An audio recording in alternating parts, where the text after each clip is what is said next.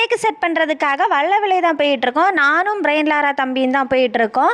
அங்கே போய் பார்த்தப்போ பாப்பா நல்லா தூங்கிட்டு இருந்தாங்க. உடனே எழுப்ப வேண்டாம், 5 மினிட்ஸ் உட்காருவோம் அப்படின்னு உட்காந்தோம். உடனே ஜூஸ் எடுத்துகிட்டு வந்தாங்க. குடிச்சிட்டு நாங்கள் எழும்பவும் கரெக்டாக பாப்பாவும் எழும்பிட்டாங்க. அதுக்கப்புறமா கேக்கையும் பண்ண ஸ்டார்ட் பண்ணிட்டோம். இந்த கேக் 2 kg சாக்லேட் ஃப்ளேவரில் தான் பண்ணியிருந்தோம்.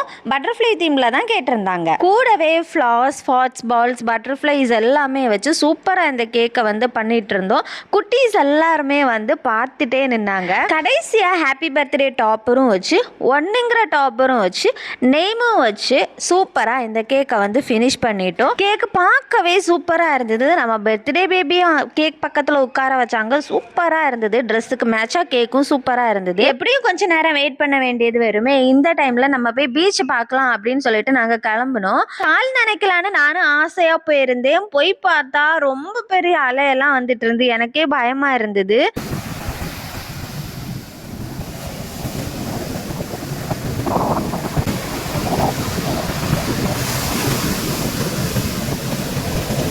கொஞ்ச நேரம் டைம் ஸ்பெண்ட் பண்ணிட்டு திருப்பி நாங்கள் பர்த்டே வீட்டுக்கே கிளம்பிட்டோம். அங்கே போயிட்டு ஃபங்க்ஷன் எல்லாம் முடிஞ்சது. வழக்கம் போல் நம்ம பீஸ் எல்லாம் போட்டு கொடுத்துருந்தோம். சாப்பிட்டுட்டு போங்கன்னு கம்பல் பண்ணாங்க. பட் லேட்டாக சாப்பிட்டுட்டு போனனால பாயசம் மட்டும் குடிச்சிட்டு நாங்கள் சேஃபாக வீட்டுக்கும் கிளம்பிட்டோம். இந்த கேக் விரிகோட்ல இருந்து தான் ஆர்டர் வந்தது. அதே மாதிரி தான் இன்னும் ஒரு 1/2 kg கேக் இருந்தது. செம்மான் விலையில இருந்து தான் ஒரு தங்கச்சி ஆர்டர் பண்ணியிருந்தாங்க. கடைசியாக 1/2 kg ப்ரௌனி கேக்கும் கொடுக்க வேண்டியது இருந்தது.